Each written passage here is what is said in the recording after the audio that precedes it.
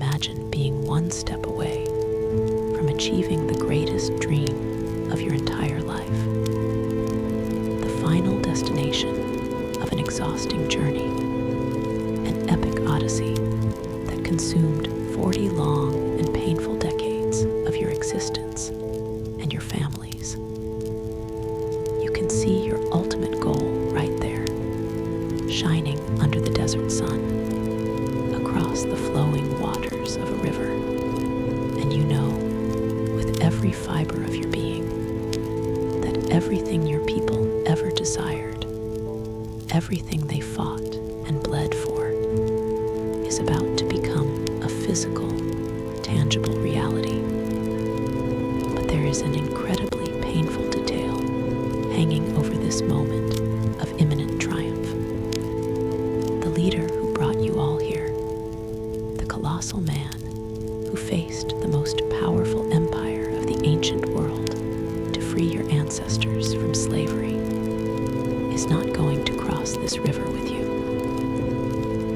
Therefore, before taking his last breath on earth, he needs to deliver one final message. A message so urgent, so charged with raw emotion, accumulated wisdom, and meaning, that it will define the future, the morality, and the very survival of your entire nation forever. If you have never opened the pages of a Bible before in your life, and if you always thought these ancient stories were just confusing myths or endless lists of dusty rules, get ready to change your perspective today. We're going to unravel one of the most epic, politically sophisticated, and spiritually influential farewell speeches in all of human history. And we are going to dive into the depths of the book of Deuteronomy. To truly understand the crushing weight of this historical moment, we need to go back in time and situate ourselves in the physical space of this narrative. We are exactly on the plains of Moab. It is a vast, arid region, swept by dry, dusty winds, where the sun relentlessly punishes the earth during the day. Across the Jordan River rise the green, fertile, and mysterious mountains of the Promised Land, the land we know today as Israel. The exact year is debated by historians, but we are located in the turbulent period of the Late Bronze Age, a time of collapsing empires and mass migrations. And before us, spread for miles across this desert plain, is a human encampment of massive proportions. Hundreds of thousands of tents stretch out until the horizon darkens, making up an impressive nomadic metropolis. These people, this innumerable multitude, are the ancient Israelites. And a crucial detail for our story, they are an entirely new generation, a hardened generation that was born and raised in the hostile environment of the wild desert. They grew up around the campfires listening to grandiose stories about an oppressive Egypt that their own eyes never saw. They heard tales about the bitter slavery that their bodies never felt on their own skin. And they learned about monumental miracles that happened even before most of them were born. And throughout their entire lives, they were led by a single monumental figure, Moses. Moses is now an elderly man, carrying the weight of 120 years of age on his tired shoulders. And Moses guided them with unwavering faithfulness throughout his entire existence. He endured their constant complaints about the lack of water and food, and interceded for these people countless times against total destruction. But the gears of divine justice in this story are not as simple as they seem. Moses, despite all his greatness, is human. And in the recent past, under extreme pressure and exhaustion, Moses himself made a terrible miscalculation. He had a moment of blind fury where he disobeyed a direct and explicit instruction from God, and he did so arrogantly in front of all the people. Because of this, the consequence was severe and immediate. He was forever denied entry into the promised land. He knows he is going to die on these very dusty plains. He knows with absolute certainty that his time is up. Therefore, the book of Deuteronomy cannot be read merely as a cold legal document. Deuteronomy is the passionate and desperate testament of a father who is about to leave his children alone in a world full of dangers. The second law and the suzerainty treaty, the very word Deuteronomy, comes from the ancient Greek language and literally means second law or copy of the law. And this happens for a very specific historical reason. The first generation of Israelites, the parents of these people who are now listening to Moses' voice, received God's original law 40 long years earlier at the foot of the terrifying Mount Sinai. There, they made a formal covenant, promised obedience, and became a nation under divine protection. But that first generation was quickly overcome by dread and cowardice. When they sent spies to explore the promised land for the first time, they saw fortified cities and inhabitants who looked like giants. And because of this, they categorically refused to trust God's promise. They rebelled and tried to return to slavery in Egypt. As a result, they suffered the consequence of their own choice. They were condemned to wander aimlessly through the unforgiving desert until that entire adult generation perished in the sand. Now, the clock has turned. The past has been left behind, and the new generation is ready at the starting line. And they need to hear and internalize the terms of this ancient covenant again. But Moses isn't simply repeating old rules like a tape recorder. He is translating, reinterpreting, and expanding these laws, applying them meticulously to the new social and economic reality they are about to face. They will no longer be nomadic gatherers in the desert, and they will become land-owning farmers, city builders, and citizens of an established nation. Therefore, Moses structures his entire long speech imitating the exact format of an ancient suzerainty treaty. This was a very common diplomatic document in the ancient Middle East. It was a contract where an extremely powerful king, a suzerain, established the terms of his unconditional protection over a vassal people or nation. Moses, brilliantly, uses the political language they understood to structure their relationship not with a human king, but with the creator of the universe himself. And so, Moses begins the first part of his long speech looking firmly into the rearview mirror of the past. He knows deeply that to know where you are going in the future, you need to have full clarity of where you came from. And he recounts Israel's turbulent recent history. He dramatically relates how they left Egypt and how they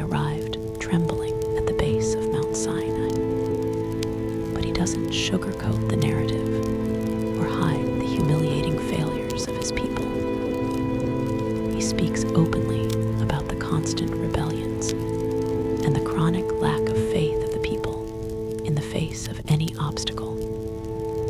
Moses does all this not with the sadistic goal of humiliating them, but he does it to sternly warn them against their own pride. He knows better than anyone that human nature is dangerously prone to forgetfulness and arrogance. For this reason, the word remember, or the phrase do not forget, is hammered dozens of times throughout this book. Remember that you were a defenseless slave with no rights in the land of Egypt. Remember that it was only the strong hand of God that freed you, and not your own military might. Remember the unbearable heat and the terrible thirst that you survived in the desert. The ethical heart, justice, and mercy. After establishing this historical foundation, Moses moves on to the second major section of his speech, which is the ethical and legal heart of his message. He majestically recaps the famous 10 Commandments, and he makes it clear that these are not just cold, arbitrary rules carved in hard rock to restrict their freedom. On the contrary, they are the absolute foundation of a new society of justice that was supposed to be radically different from all the other oppressive nations around. The neighboring nations worshipped capricious gods, gods of nature, who frequently demanded unspeakable and brutal things, even child sacrifices. And these nations built systems where the king and the elite were considered divine, while the vast majority of human beings were seen merely as disposable cogs or enslaved property. But the God of Israel, whom Moses is revealing, presents himself in a spectacularly different way. And because he saved them out of pure grace, he demands absolute and exclusive devotion in response. This is exactly where we find the most famous, sacred, and important daily prayer in all of Jewish history, known worldwide as the Shema. Moses cries out with all his strength, "Hear, O Israel, the Lord our God, the Lord is one. Love the Lord your God with all your heart, and with all your soul, and with all your strength." This is the pulsing essence of the book. But loving God, according to Moses' profound vision, is not just a warm internal feeling or a silent mystical meditation. It is constant, sweaty, and intensely practical action in the real world.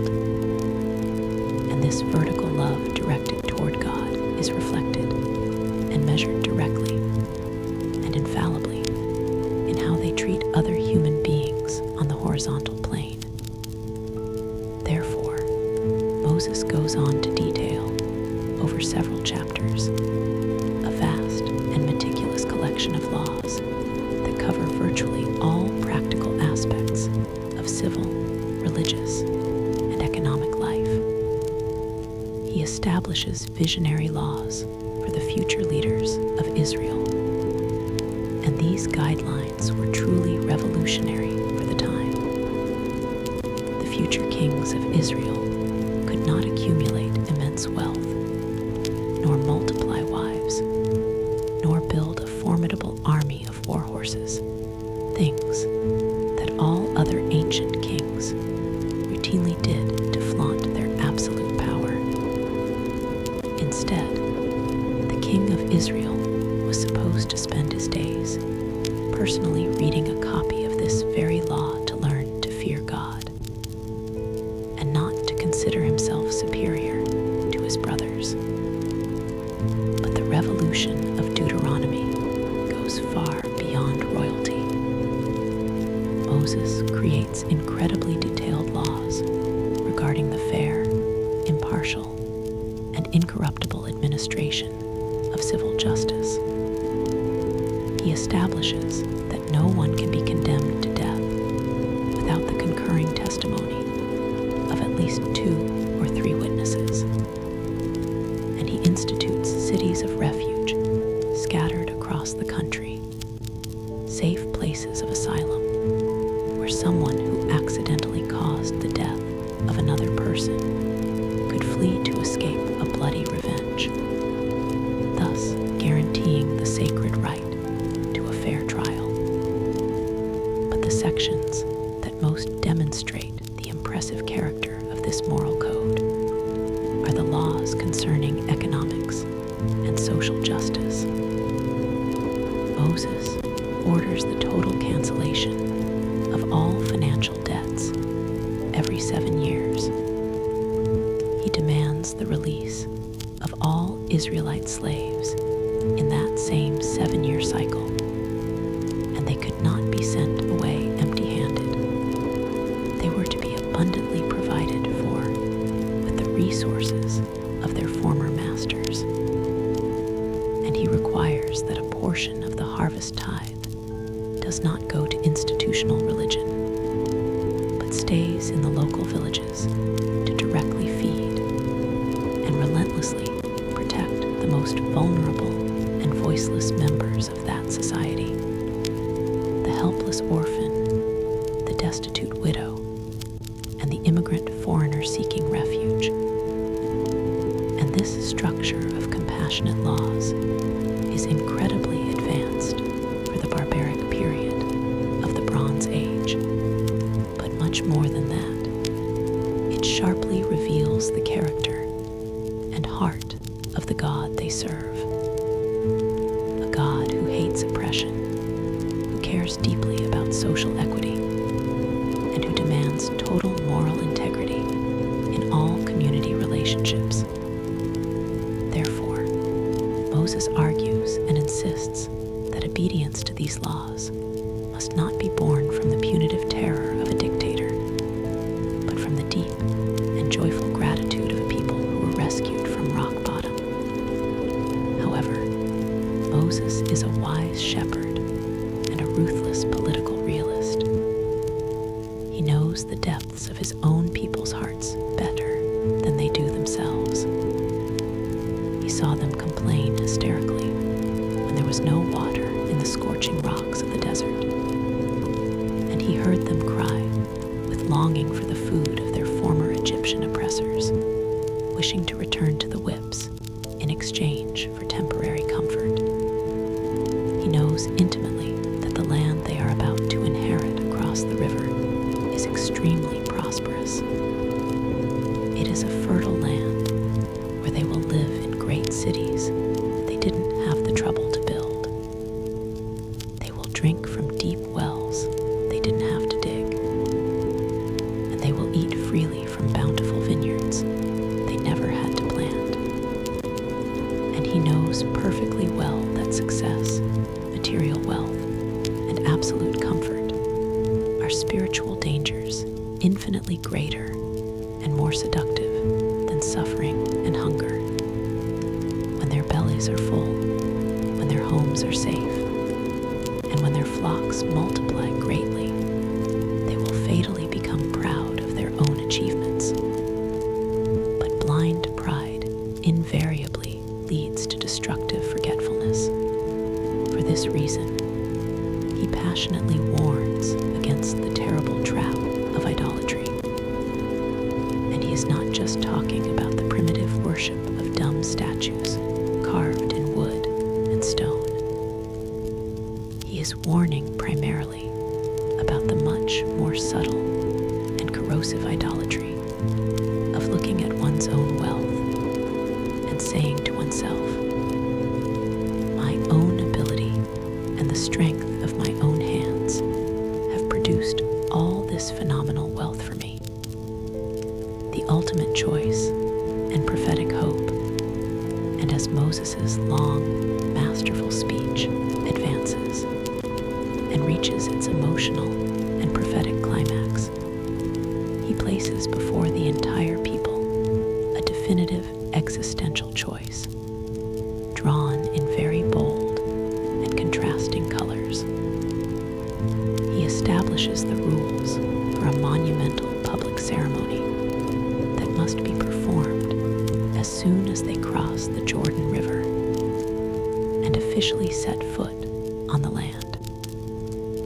Half of all the tribes must stand on the peak of one mountain, and the other half must position themselves facing them on the peak of the opposite mountain. And across the deep valley separating the two mountains, they are to shout aloud the literal blessings and curses of the covenant they are undertaking. If they listen carefully to the voice of God, if they love Him deeply and faithfully keep His laws of justice, they will be spectacularly blessed. There will be prosperity in their cities and fertility in their crops, and they will experience unwavering security against invaders, abundant life, and true national peace. And this is a terrifying, but if their stubborn hearts turn away from faithfulness, if they begin to bow down to the selfish gods of the defeated nations, and as a direct consequence, abandon the practice of social justice and mercy toward the poor and oppressed, then the storm of curses will inevitably overtake them. The skies above their heads will become like hard bronze and will yield no rain. The parched earth will bear no fruit for the harvest. The armies of enemy empires will march upon them and easily prevail. And the final catastrophic result, the greatest nightmare of an ancient nation, will be complete destruction and humiliating exile. They will be violently uprooted and expelled from the very promised land that God gave them. And pay close attention.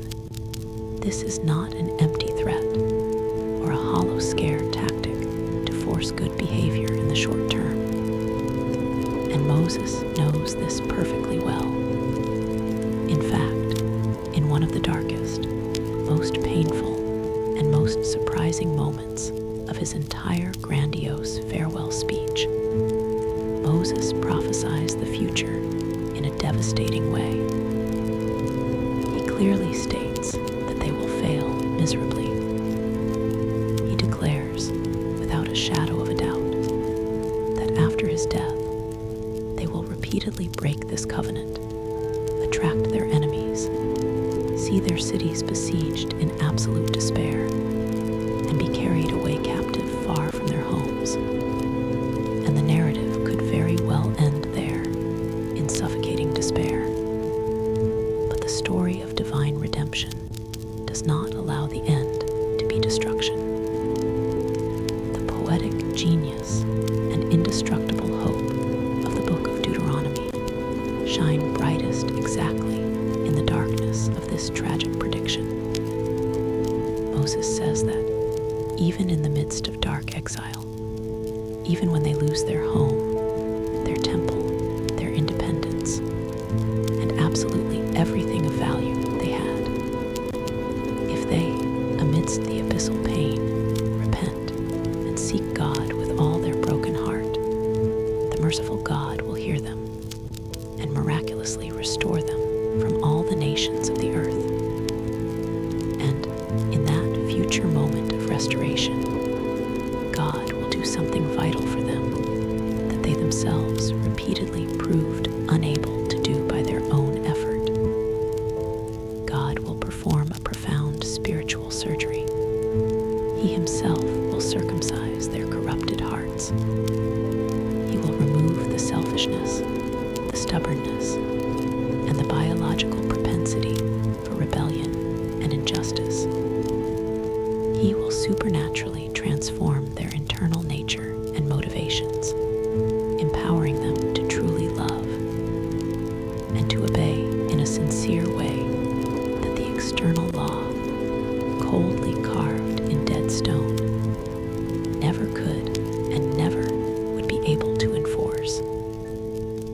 this reason, the book does not end with a taste of imminent despair or historical futility, but with a gleaming and glorious promise of internal spiritual transformation and redemption for the future. The final farewell on Mount Nebo. With these resounding words, the immense speech is concluded, and the final arrangements are made in scenes heavily charged with emotion. Moses solemnly calls Joshua, his young and brave military assistant of so many years, and before the attentive crowd, transfers the mantle of Israel's leadership to him, encouraging him to be strong and exceedingly courageous. He then writes the words of this extensive law on a bulky scroll and entrusts the safekeeping of this precious document to the priests. And he orders that this copy of the law not be hidden in a dark vault, but be read aloud every 7 years to all the people, including men, women, children, and the foreigners living among them, so that every future generation will be reminded of who they are and to whom they belong. And in the final, deeply poetic moments of his life, Moses sings a magnificent prophetic song before the entire assembly, a moving song that will serve as a lasting witness against the people when they fail in the future. Next, he pronounces vibrant and specific blessings over each of the tribes of Israel, one by one, blessing their future and crying out for God's protection over their heads. And then, the moment that had been avoided and foreshadowed since the beginning finally arrives. Moses silently bids farewell to the nation, for which he gave every drop of his vital energy over the last 4 decades, and alone, with steps likely heavier from emotion than from old age, he climbs the steep slope of the imposing Mount Nebo. Up there from the lonely, wind-whipped peak, God in person shows him the entire dazzling and verdant expanse of the Promised Land. He sees spectacular panoramas, the Jordan River Valley winding below like a shiny ribbon, the waters of the Dead Sea reflecting the setting sun, the rugged hills, and the rich plains all the way to the blue vastness of the Mediterranean Sea on the distant horizon. He sees with his own eyes the glorious future of his people, but his own time walking upon the land of the living has irrevocably reached its absolute end. And right there, in the majestic silence of those mountains, far from the tearful eyes of the people of Israel, the great liberator breathes his last breath. Moses dies there in the mountains of Moab, and he is mysteriously buried by the Creator himself in an unknown valley, whose whereabouts remain a deep secret kept hidden to this day, so that his tomb would never become a place of corrupted idolatry. And with the 30 days of mourning ending on the plain below, the heavy mantle of leadership, responsibility, and destiny passes definitively and completely onto the shoulders of Joshua. The eternal echo of Deuteronomy, the profound grandeur of Deuteronomy, does not lie solely in its enormous historical weight or its incredible value as literature from distant antiquity. Its overwhelming relevance lies in the undeniable fact that its powerful rhetorical echo resonates clearly and continuously through every corner and throughout the entire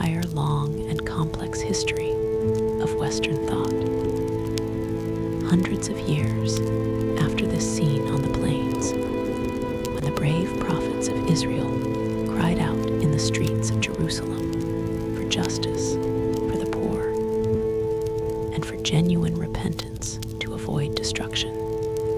They were not inventing a new theology. They were simply and relentlessly quoting the words of Deuteronomy.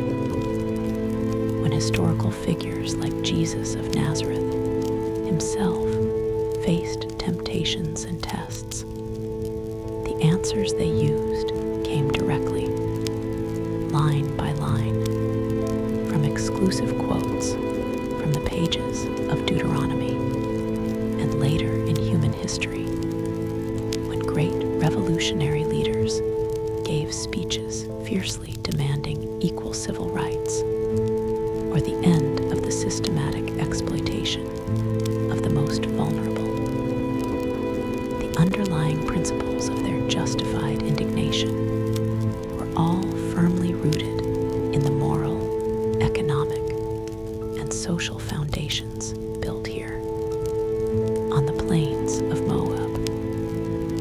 And finally, the impact of this timeless book and its eternal wisdom compels us, regardless of where or when we were born, to honestly confront the harsh and unforgiving reality of the darkness and stubbornness that reside in our own human hearts.